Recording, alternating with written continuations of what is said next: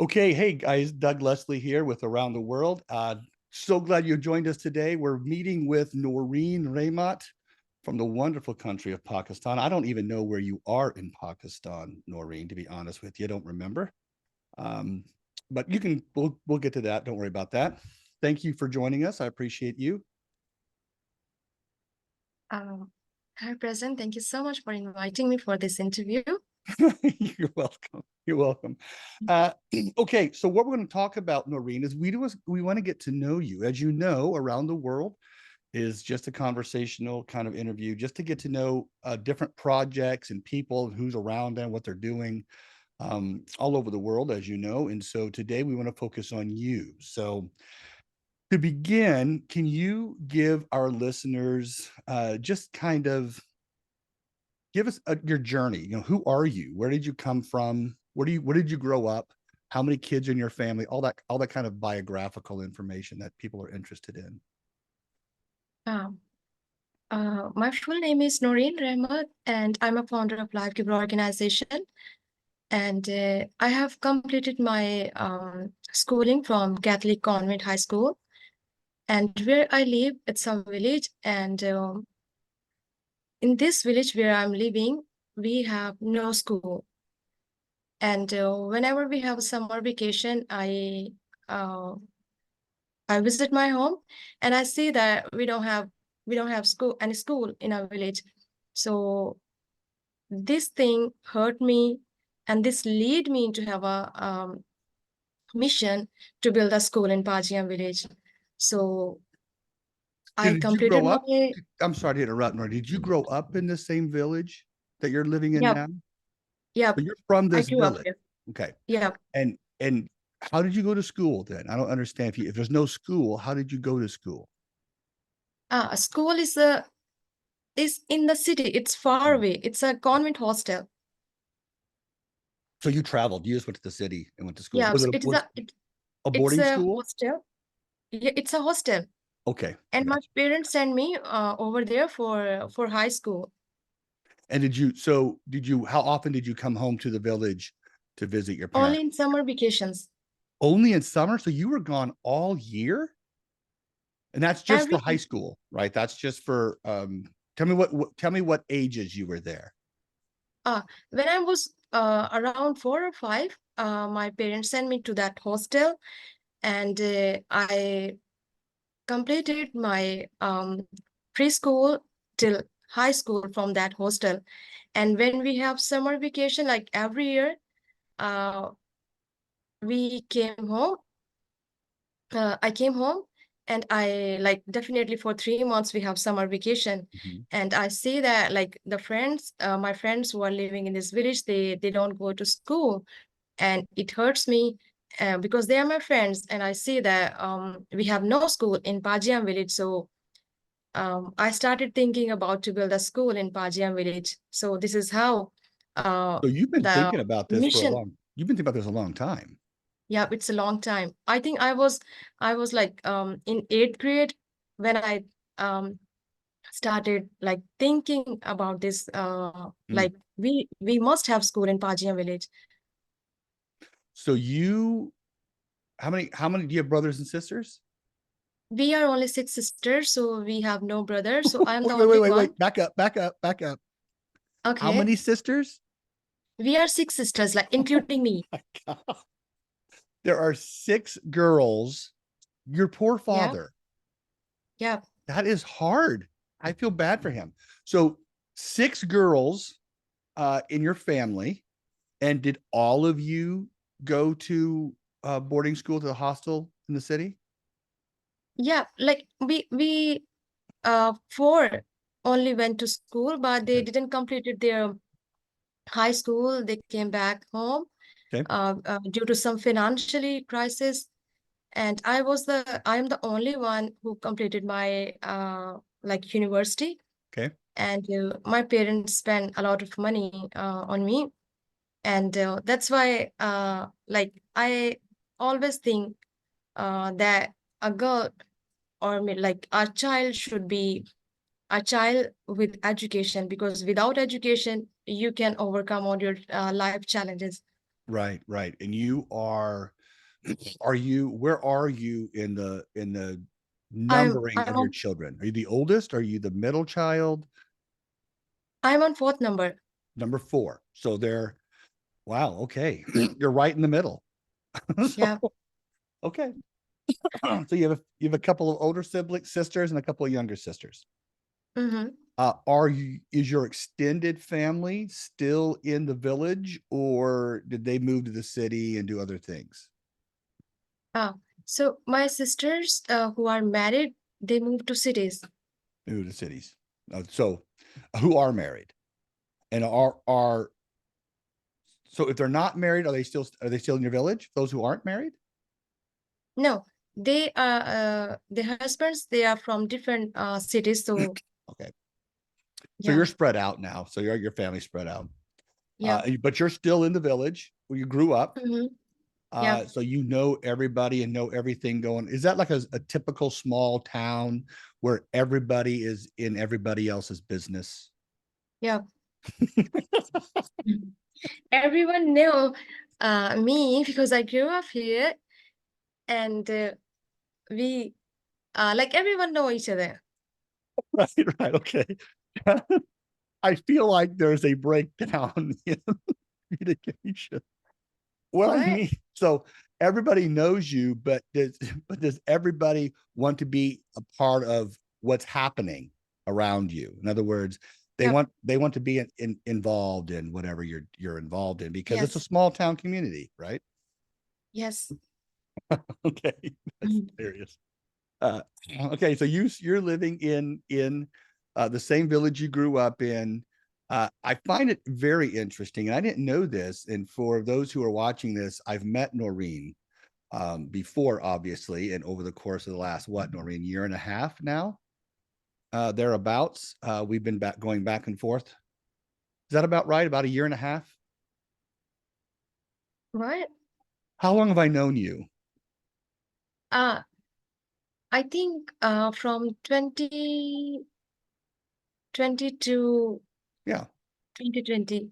yeah, okay, a couple of years. So, Yep. uh, and so I've we've been talking since for a couple of years, but I didn't realize that this idea for Life Givers organization has been germinating since you were in eighth grade. Uh, so this it's been coming quite a while. Yeah. How did you? Well, let's just talk about that then. So you started an organization called Life Givers Organization, and tell us about the project. Tell us about the organization. You're registered there in your country of Pakistan um, as a charitable organization. So how did that come about? Tell me, how does that work? What have you been doing? What's the project designed to do? Are there multiple facets of that project? Tell us about the project, kind of a little bit more depth. Okay. So actually life give I'm a kind of a person that love to help others. And I started working for Life Giver organization in 2016, but due to some reasons, I stopped working for Life Giver organization uh, because in Pakistan we suffer some like gender biasness, and I struggle so much for Life Giver organization to get registered. When I face some uh, struggle or challenges in 2016, I stopped working for Life Giver organization and I started office job. And when I um, left my job in 2020 due to COVID-19, um, I started again working for Life Giver organization because um, I had a vision in 2020 that I should start working for Life Giver organization and I should move with this mission. And I started giving free education in my village because in my village, people they are poor, they cannot afford educational expense. So I started giving them free education so that they can send their children, and I can provide them free books, stationery, and all items they need. And around in 2020, I had I think, yeah, around 60 to 17 children. Mm, And when I say that we started growing, and I'm the only female who's working in this village for children, mhm, and I start when I started talking to some organization, they asking me about to get registered. And right. then I started working for Life Giver organization. What the money I spent a lot of money for Life Giver organization for children. And when I was about to get registered, sometime I uh, like went through some financial crisis, because I have only support from my mother. Even she's like housewife, and she supported me a lot during this registration time. Some of my friends, they helped me financially, and sometimes like we struggle with the food. Even with the food, we don't have to eat, but I try my best to save money to get registered in Pakistan. And it took 2 years. It's a long period for me, but I never give up, because I know that I can do like what my mission is. I can achieve my mission, and then I continue my working for Life Giver organization for getting registration certificate. And like after 2 years, in December um 2022, I received my certificate, and then I started properly working for Life Giver organization. In the Mhm. meantime, like I have been suffering a lot. I give up. I let my children to go home most of the time. Uh, and but children supported me a lot, because they love me. They spend time with me, and many families they send their kids to me for education. Till now they are supporting me, but sometimes I'm so much busy because of my I'm inviting other organization to work with the Life Giver organization for children. So that's why I'm trying to invite teachers who can work voluntarily to educate children and youngsters in Pakistan. Yeah. And so you're starting then basically Life Givers is an educational outreach, right? Yeah. And are you just working with kids, or is it just No. children, or uh, what else I'm is there? You said no. I'm So I'm giving free education to children between the age from 3 to 16, and then from 16 to 25, 3 uh, to 5, okay, is this like a trying to primary think. school to secondary Okay, school. all right, that's what I want to know. All right. And then when student is completing high school, then I give them vocational education, like a computer course, social media awareness, and how they can apply for job. Because they in my village, and almost like every remote area, the people have no awareness about technology, and this thing lead them to uh, become more poor, because they don't have, like, they are not financially strong, and they don't know technology. So what I do, I teach them how to find job, how to work on computer, so that they can find some good jobs to make them financially strong. That's fantastic. So you're really potentially changing the course of their life, because Yeah, if they take on, if they grab a hold of the learning, um, and they move into vocational training, then they become have a skill set, yeah, right, to enter the job force with. yeah.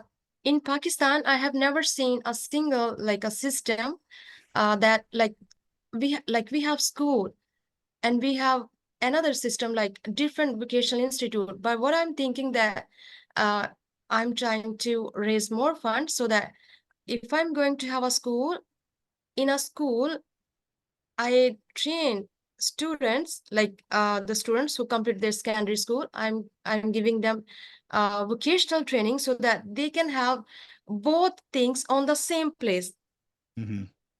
so that they don't need to go for another institute to get vocational trainings, like, Mm. so that, because it's also saving their money, or if they're getting free, definitely we have to help them. We are giving them free education and also free vocational, because they cannot afford, so it's our right to give them free. And so I just want both things on the same place, so that they can achieve both things on the same place, and then I'm like, they are ready Hmm. to go to market and find their jobs Hmm. and have Hmm. like a good life. That's tremendous. I mean, I knew you did a little bit of both. I didn't realize you had formed it as a continual process up through vocational. So that to me is really fantastic. Talk to how has God informed your desire to do this? uh, I served my mission in 2014 to 2016 in Philippines.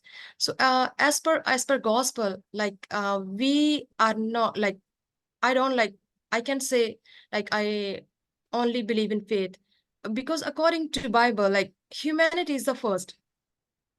Mm. Humanity Mhm. is the first. I believe in humanity. If you serve a human, like definitely you are closer to God. So I believe that humanity is the first, for me, like I just want to serve human. I don't mind who is Christian, who is who believe in Hinduism, and who is Christian. I just want to serve human, because if you are serving human, it's mean you are serving God. Mhm. I And understand. in 2020 I had a vision to serve human, because uh because I always like believe that, like I just want to serve others. So that's why I think I had the like a vision to serve human. So I started working for Life Giver organization to serve human beings. Yeah, and your background, what was your background in college? When you said you went to university. Uh, I went to Superior University in Lahore.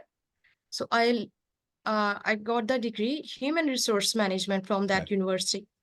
Okay. So that development of people is kind of built into who you are. Um, Yeah. how did you just see the need? No, I'm trying to put pieces together, Noreen. So your love for God means you want to serve people. Now, Yeah. that fills in the spaces as to why you went for human resource management, because that is the development of people again, Yeah. right? Uh, Mhm. and did you specialize in like workforce development, or was it more of a generalist kind of a degree? It's a like, it's not specifically, I know labor laws, like every, like in a course, like you learn about force management, uh and labor law and human development, like all subjects they taught us. Okay, so it's a generalist degree, but it does Yeah. fill in. I mean, you know, this idea that, and I think we're onto something. This idea that, listen, um, loving God means loving people, right? Mm-hmm. So, and for you, the first thing that hit is still back to your village. So yes, you went to primary, secondary school. You've been Mm-hmm. thinking about the lack of education in your village. You go to university, you get a human resource management degree. It fills in the same desire development of serving other people, because it's, human resources is not about building an empire. It's about how best to get other people moving forward, Yes. right? uh Yes. so then you come back after university, back to your village, and all of a sudden now you get to implement that vision that you started nurturing in what we would consider in the United States junior high school, right? It's eighth grade year. So Mm-hmm. so now you're back and you're saying, hey, let's the need then is education, Yes. right? Uh, and so as you're implementing education, does Pakistan recognize officially the education you're able to give, or is it still something in process? Or is there even such a thing? I don't really know. You know, I'm not, honed up on Pakistani law. Let me put it that way. So uh Uh, how mhm. does that work? So that education, do they recognize that as a primary education uh for that village, for those students? Can you elaborate it more Yeah, so yeah, that I yeah. can? Okay. So when a mom and dad sends their primary child to you for education, right? Mm-hmm. And they graduate through primary, go to secondary. Does the Mm-hmm. country of Pakistan recognize the primary education that you've given the child? Yes. Okay, so you're licensed then for Yeah. education. Yes. And also we have different books, but we are using government books, Government Punjab books? textbooks. Yeah. Oh, okay. So you're registered. So it's not just allowing people to have an education and learn stuff. This is an actual, you're actually registered with the country, with the governments, and you're providing, there's a little certificate that says I graduated from secondary school or Yes. whatever. Is the what you technology Mm-hmm. education you're giving, is it the same thing? Is it a registered thing, or is that something you're doing on your own?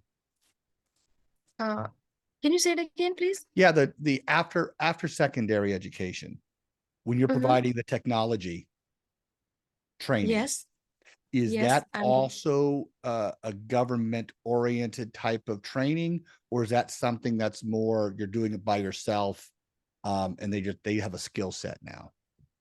Okay. So it's not by government. It's the what I think that in this age, the students they need these kind of skills Gotcha. because especially in my village, like the young youth, they don't know about technology Right. because life giver Not is even the children, not even the youth. yeah. So because it is a remote area, and especially in remote areas, families are suffering more than city. Mhm. Yeah, They suffer financially crisis. They suffer like social and cultural barriers. So they need like more attention rather than cities. I see. I get you. Okay. All right. That makes sense to me. That's good. That's exciting. Tell me about your village. How big is it? Um, well, what's the funnest thing to do there?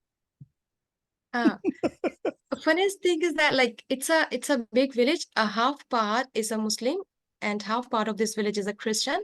Okay. And like we don't have uh any kind of like you can say uh they are living peacefully. Mhm. Even like Christian and Muslim, they live in peace. And the hard and the funniest thing is for me that um many people they love to come me because they know me that I studied from a city. And sometimes like when I um do when I was doing a job, every morning when I come out from my home and people they start watching me. Sometimes like it's kind of I was like feeling that I'm a princess because they come out from their house and they Yeah. just like and they just watching me. And it was like sometimes it most of the time it was funniest. And the good thing is that they believe in me, and they really have a desire to send their kids in life giver school. And the funniest and the hardest thing is that because they have no awareness about education. And if I'm doing something a good thing, and they like I'm like it's hard to tell them, oh, just think about education. If you are giving your child education, they will give you like they have like they can change their life. but they don't understand because they have no education. They are uneducated people. It is hard to like tell them that the importance of education. Yeah. So sometime like it's also happened with my father. Like like I'm telling them the importance of education. Like you need to do this thing, and this thing, but they don't understand. And sometimes I'm just trying to, like, I just think that I shouldn't move forward with the life with the Pajian village where I live. But when I see that students are coming to me and they wanted to like they want to spend some time with me, and because so like again, like I feel love for them. And Yeah. I'm just also like thinking that as soon as possible I have to hire a teacher or maybe a volunteer, and start schooling like on regular basis, because right now we are struggling with funds. So when we have like uh winter, it's hard for them Oh to like man. come in. So it hurts me because we don't have a proper space. So that's why I'm trying to raise funds to have a even a single room so that they can continue education on continue basis. Yeah, so they can continue in the winter time and then go inside and be protected from the elements. They can still learn, right? And I Yeah. don't think I think it's one of those things, Noreen, that people in the United States or the Western world Mm-hmm. simply don't understand. We go to school year round here, right? When it's blazing hot outside, we go inside where it's cool. If it's cold outside, we go inside where it's warm, and we go to school. And so we just don't understand that availability is not for everyone around the world, I think. Mm-hmm. And so We have. Mm-hmm. go ahead. Yeah, we have one room. So that is like that is being used for vocational, and also when we have like winter, sometimes like we let our students inside, but you know it's home, so like things are like it's a messy some kind of. So it's like so that's why I just want to have a single room, like a one room, Mhm. so that they can like they can study in a good environment. Right. Yeah, yeah, that's important. I think that's great. Mhm. So how when you said your village is a large village, what does that mean? How many people are we talking about? Um, Roughly. I think it's a, if I talk about only a Christian side, No, total, um, total, the whole village. no, The whole it's village. mm, I think 7,000 or 8,000 or Okay. maybe. All right. So 7 or 8,000. So it's a small town in the Western world, what Mm-hmm, we consider a small town. My uh, wife's parents, where she grew up, is a small town of about 10,000. So it's going to be roughly the same size of town where my wife grew mm-hmm, up as a child and went to primary and secondary school there as well. So, um, all right, so just a small town, and small towns are small towns. I think small towns are the same regardless of where you go in the world. They all function in a mm-hmm, small town community where everybody knows everybody, everybody's mm-hmm, grown up with everybody, and everybody knows everybody's activity and business, what's going on in their lives. So, mm-hmm. all right, so there you are. You're now in your village. You're developing this school for these children. How many students do you have now going to school, or are you actually in school now, or are you not? Are you doing school as we Uh, speak? I mean, currently? yes, I give it, yeah, I'm giving school, but sometimes like when I'm busy with the with office work, like I have a meeting, and sometimes like I'm busy like right now I'm busy with vocational project, so I don't have any teacher Mm, who's giving them study, so it's gotcha. hard for me. So Because you can't do it uh all, right? yeah, so that's why I'm thinking to have a teacher so that they can come on continuum basis. How many students in the primary? It's right now like we have 5 students. Cool. So yeah, and like different classes we have. Sure. It's part of, it's just, it's the, what you have to give them, and you have to provide certain subject matter and that kind of stuff. Mhm. All right. So if, as you think about your project, because what I'm fascinated about your project, Noreen, is it's been in your head for so many years, right? So you've been wanting to do this for so long. And now you have the capacity to do it. Now you have the functionality to go forward and do it. I think you're frozen, Noreen. Can you hear me? Folks, I think Noreen has frozen, and I'm not sure she can hear me anymore. Thus is the life when you do these things from an international perspective. Oh, there you are. You're back, Noreen. Yeah. Yes, I'm back. That's okay. That's okay. Mhm. I was just saying, and I'll say it again now because you couldn't hear a word I was saying. Well, Mhm. that's okay. Uh, what we love about what you're doing, what I love about what you're doing is it's been in your head for so long, right? You've been Yes. doing it in your brain anyway, planning it for a Mhm. number of years now, um, in Yes. your hometown, and so now you get to do it. Right now, you get to move on it, and you're registered with the government, so everything's Right. legitimate. You've registered not just a charity with the government that where you can take no donations now, but you've registered with the government for the education.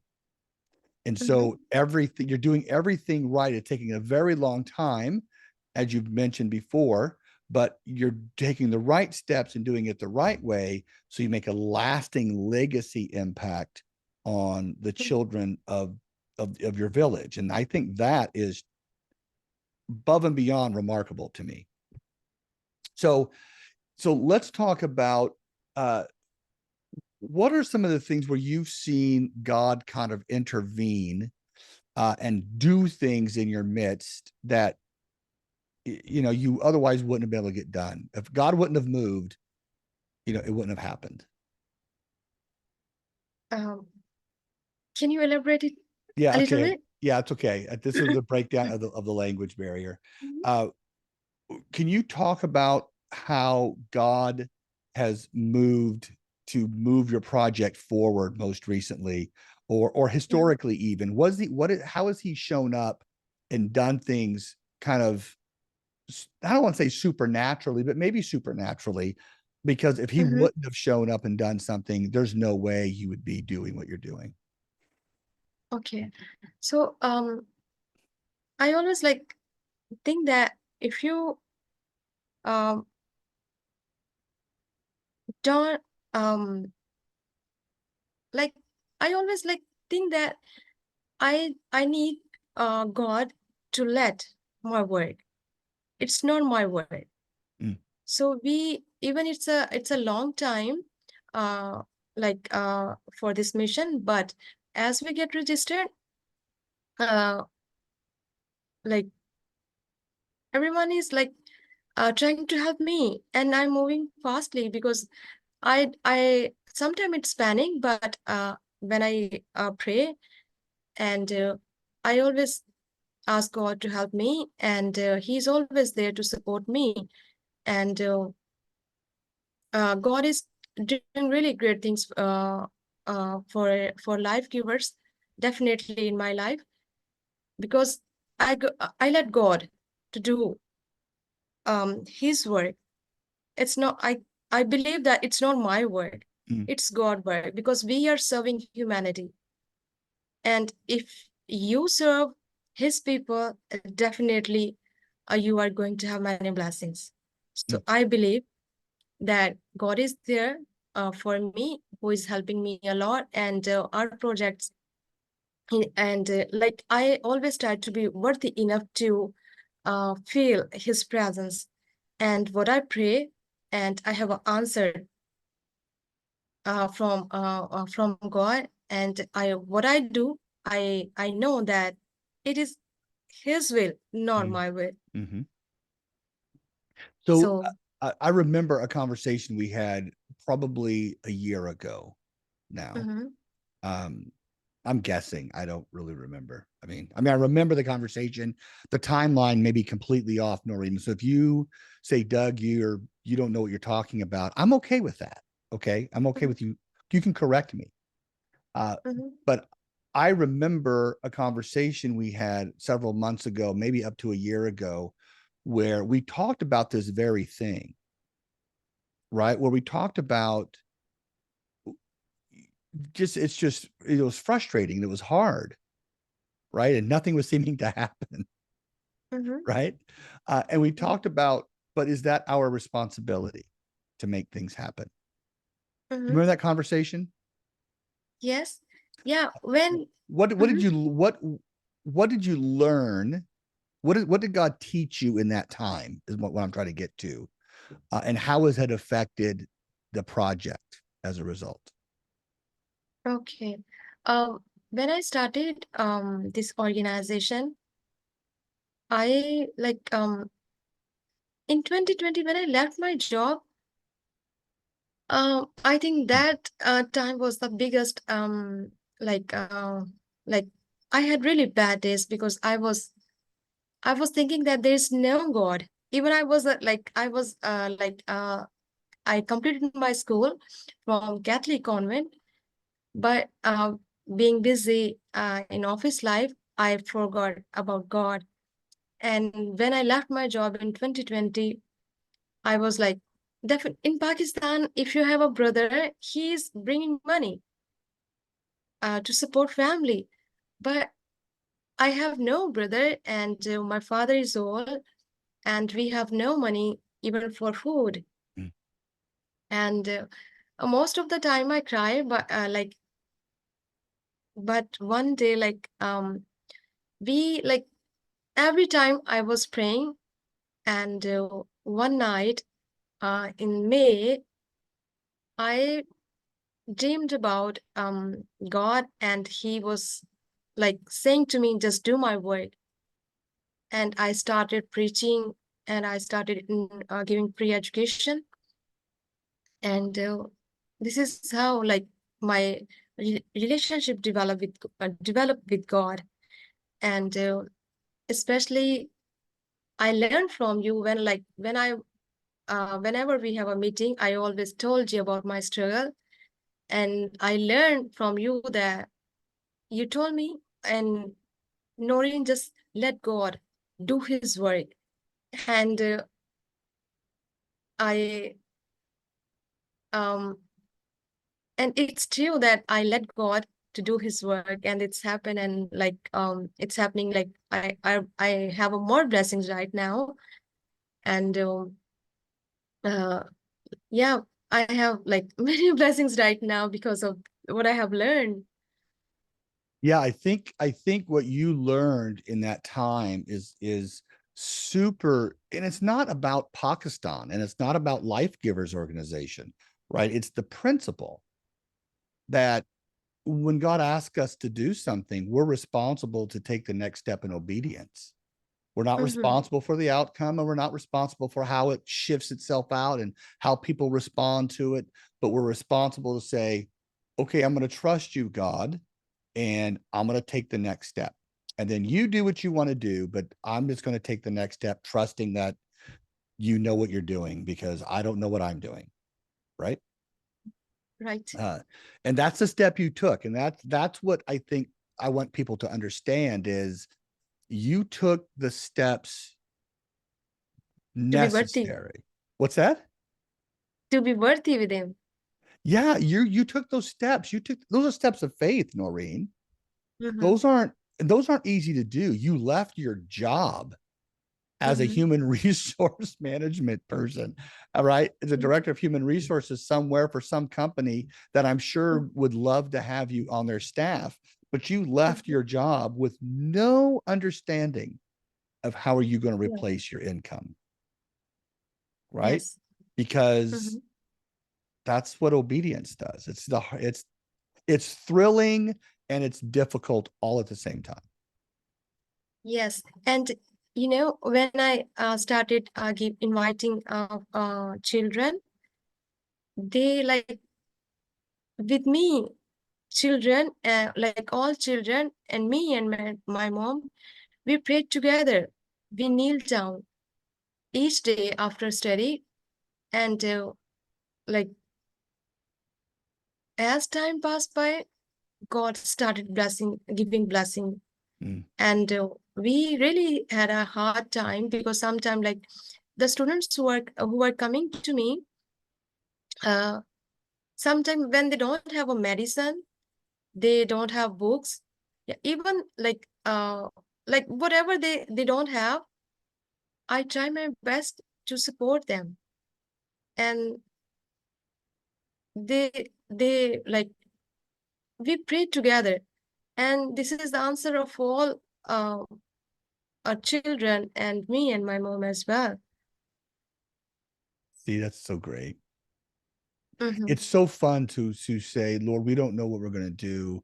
We don't even know how we're going to eat, but we're going to give our lives away and we're going to trust you that you're going to provide everything. And then you just step back. And it seems to me like the Lord is like, okay, I know your heart. You've obeyed. So here you go. And he just starts like backing up the dump truck sometimes. And then you have to say, Mm-hmm. okay, hold on, not so fast because I don't have structures to deal with this. So, Mm-hmm. and Yes. that's a good problem to have, Noreen, Mm-hmm. right? But it's hard to get to it, right? That's the thing. Mm-hmm. You have to, you have to deal with your own heart and your own soul, and you have to. It's the giving up of the control that's really hard, Yes. and you've learned that. So congratulations to you. Thank you. Well, we love what you're doing. We love what Life Givers doing. The primary school, the secondary school, the vocational training.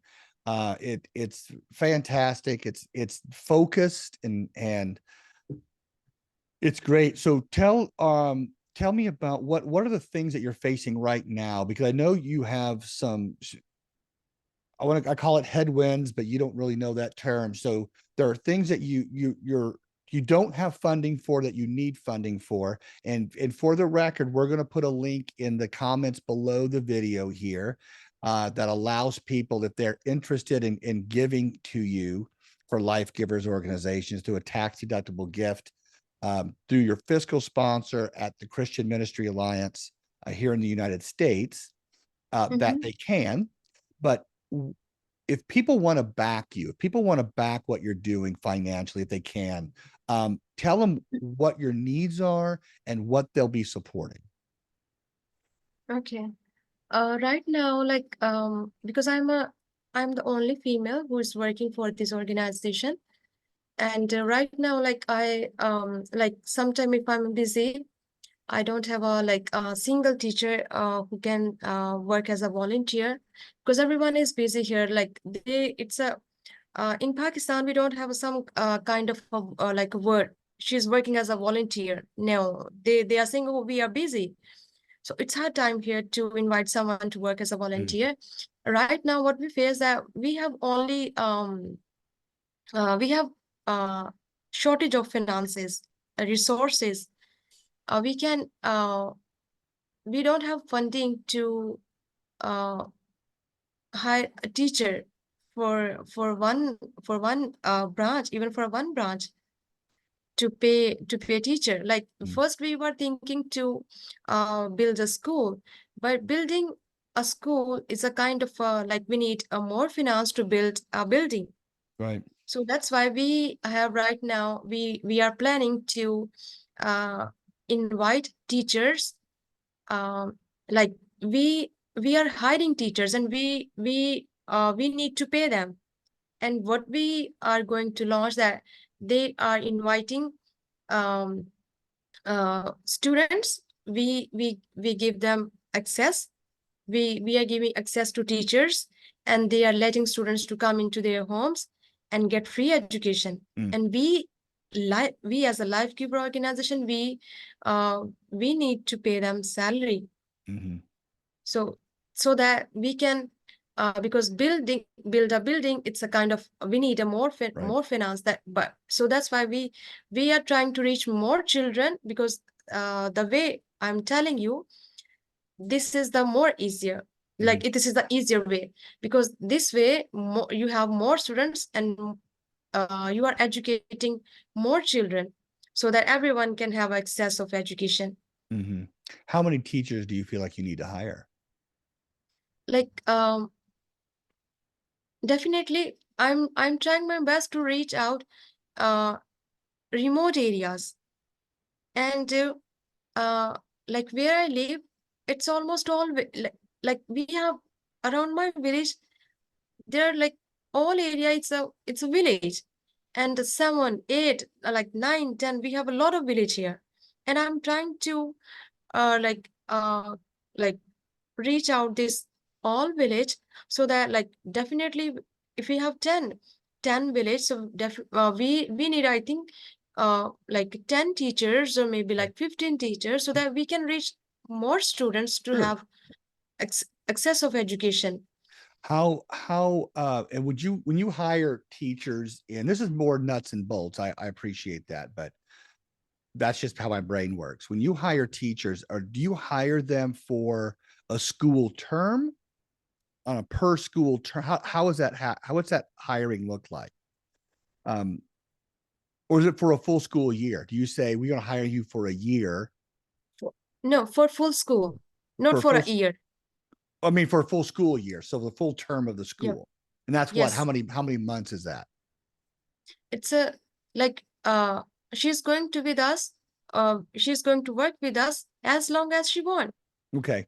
And the term is, so how much, so if you pay them on a per term basis, right? Oh, we need to pay him or her on monthly basis. Okay. And then how much per month per teacher do you need in rupees? And we'll do the, so this will be in Mhm, Pakistani rupees, but we will do the translation of that and put it mhm. in US dollars in the comments below. So in Pakistani rupees, how much do you pay them on a monthly basis per teacher? Per teacher, it's a 10,000 to 15,000. Like 15,000, it's like it's normal here. Okay. 15,000 at least. 15,000 rupees a month. Yeah. Okay, per teacher. And you need 10 Per teacher. teachers, right? Yeah. And so Mhm, that gives folks who are watching kind of the understanding of what we're talking about in terms of mhm, what's needed financially. And we'll do all the translation work for that and let people know mhm, what that means in US dollars below in the comment section. mhm. Okay, As many. so go ahead. Mhm. Go ahead. Yeah, 10 teachers mean 10 schools. So definitely, if we are going to hire more teachers, we need more funds, Sure. more school. Sure. But Yeah. as a goal, I mean, your initial Yes. goal was 10, right? So that's what we're Mm-hmm. talking about. Um, Yes. okay, so here's the big question, right? Mm-hmm. Why do you do this? You have an education, you have a college degree, you can go into the workforce and make funds and build revenue for your family. As we kind of wind up this conversation this morning, Noreen, why? What's your why? Why do you do this? Um, I just want to change the life of a person who can who cannot afford education, because like I see everywhere people have no education, and what they do, Yeah. they, you know, in Pakistan, when you are uneducated, you are creating abusive environment.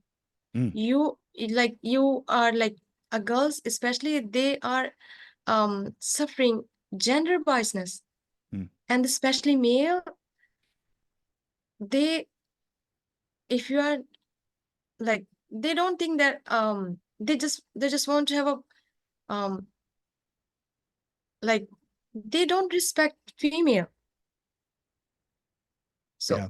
I just want to see that, because it's happened in my life, that I am right now educated person, and I just want every child to have a good life, because education is the tool, education is a power uh to change the life, Yeah. and it's happened with me. So that's why I'm trying my best to work for children, because children age is the perfect age to move someone's life in right direction.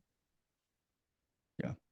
Because Yeah. in a simple word, I can just say many organizations, they are working on discipleship. They are teaching to young, they're working for youth.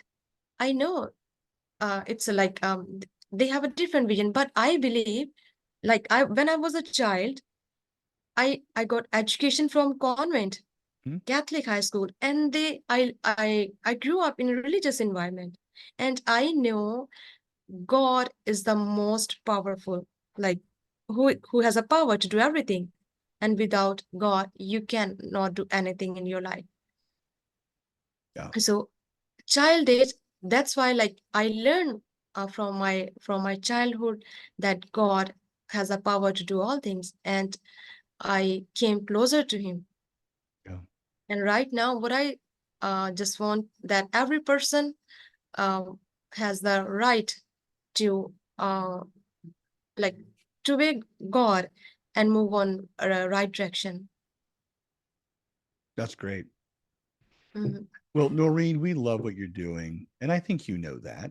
Um, I'm a fan of yours. I'm a fan of what you're doing there, and we're glad to play a little part in that. So, folks, if you're watching and you want to back, for those who want to back Noreen and Life Givers Organization, you have a website, right? Yes. Yeah, so we're going to put your website so people can learn more about Life Givers Organization. That will be in the comment section below. We'll give your direct giving link in the comment section below. If you do choose, you want to give to Noreen and Life Givers Organization directly, it will go through their U.S. fiscal sponsor, and then you will receive a tax deductible receipt for that gift. Every dollar helps, as you can tell. And again, Noreen, if we can help raise money for what you're doing, we're going to do that. I hope this has been fun for you. It's been great for us. I thought I knew your story, Noreen, and you drop these little pebbles in the water that make me learn more. So that's exciting. That's fun. Yeah. So, well, listen, I know it's a little getting a little late there. Thank you for your time. I really appreciate that. Do you have anything else, any final word, any kind of parting word you want to leave us with before we end today? I just want to say, serving humanity, it's only means serving God. All right, there you So go. if you are, yeah, Keep going. No, you're going to say something else. Go ahead. yes, like if you if you just want to change a child life who has no resources, so I think you are going to have more blessings in your life if you are going to spend for him or her. There you go. So you can keep your money to yourself, or you can give it away and affect other people and reap the benefit of that. Yeah. Yeah, definitely for children so that Yeah, they can have good. why Yeah. not? Children are great. And they are Mhm. beautiful children. I've seen pictures. They are beautiful children. So, all right, Mhm. Noreen, thank you again. I really appreciate that. Hold on here. So I'm going to stop our recording for our purposes, and then we'll say goodbye. Okay. Okay. Thanks for being with us today. We appreciate it. Thank you so much, President. All right. Join us next time for Around the World. You never know where we'll be in the world. See you then.